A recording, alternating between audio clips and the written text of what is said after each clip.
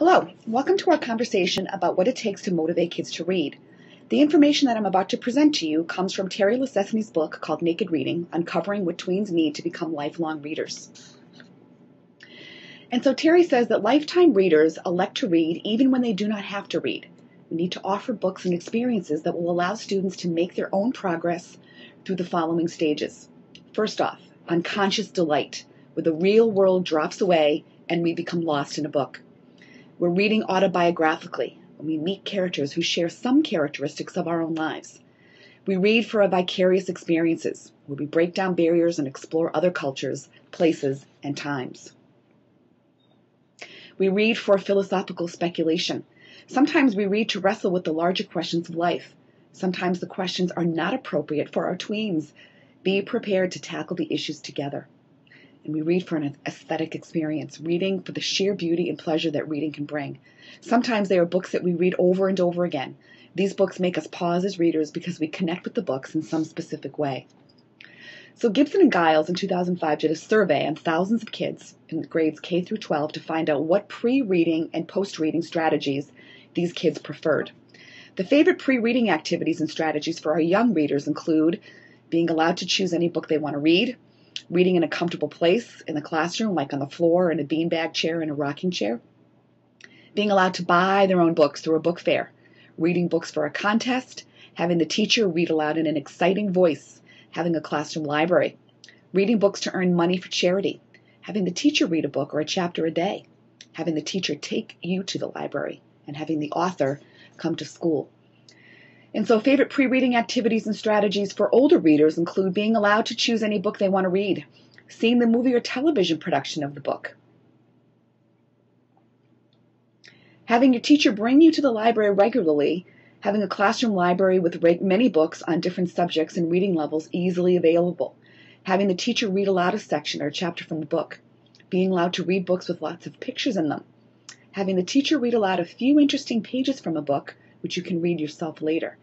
Having the teacher teach with books written especially for teens.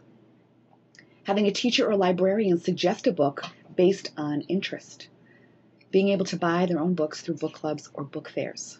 And so, conclusion, in terms of pre-reading activities and strategies, it can be said that for our tweens, students in grades 4 through 8, 3 common elements present themselves. Hearing a book read aloud, allowing students some choice in selecting their own books to read, and being able to own their own books. And so some favorite post-reading activities and strategies for just our young readers first. This research study says that kids enjoyed seeing a video of the book. They liked taking a test on the computer to earn points. They liked to meet the author, do an art activity, design a book jacket, choose another book to read, make a picture to go with the book, act out parts of the book, making a puppet show for the book, dressing as a character from the book and telling about the story, talking to their friends about the book, talking to a small group of students about the book. And favorite post-reading activities and strategies for older kids, playing reading games with the books they have read, doing art activities, taking a test on the computer to earn points, reading books for a reading contest, sharing books and talking with friends, and making models of the characters in the story. And so another conclusion. Common elements from both book lists are completing a visual representation of the books read. This is a good way to develop viewing and representing skills, also called media literacy. Using these skills to report on books combines the concrete with the abstract, making students think on a higher level while providing the scaffolding that they need.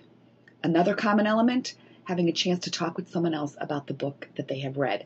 Because after all, isn't that what readers do? We talk with someone about the book. So how can we energize our tweens? First of all, there needs to be an element of trust. Our students have to trust that we don't have ulterior motives in recommending books, that we are not attempting to teach them something as a result of their reading. Bibliotherapy can have disastrous consequences. Be careful about how much you use books for instructional purposes. Don Graves once remarked that if we grade all the writing our kids are producing, we are not doing enough writing with our kids. The same is true for reading. After you read a book, what do you want to do?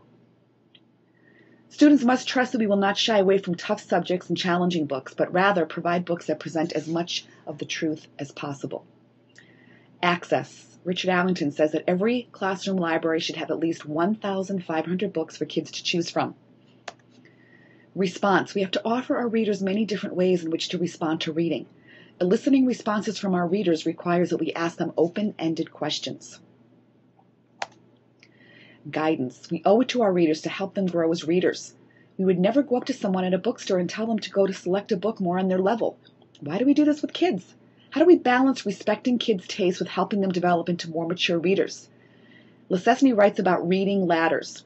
Reading ladders is a concept in which we create a set of related books whose base is centered on students' professed needs and interest, but which provides readers with steps that build from the base. So, for example, if we had a humor ladder, we might start with the dreaded Captain Underpants, then move on to disgusting, move on to nose pickers from outer space, move on to Act 1, Act 2, Act Normal, then move on to how Angel Peterson got his name, and then finally we might encourage our kids to tackle a book by Gordon Corman called No More Dead Dogs. So we start with Captain Underpants, basically graphic novels, kind of silly humor, moving all the way up to a very sophisticated book with No More Dead Dogs.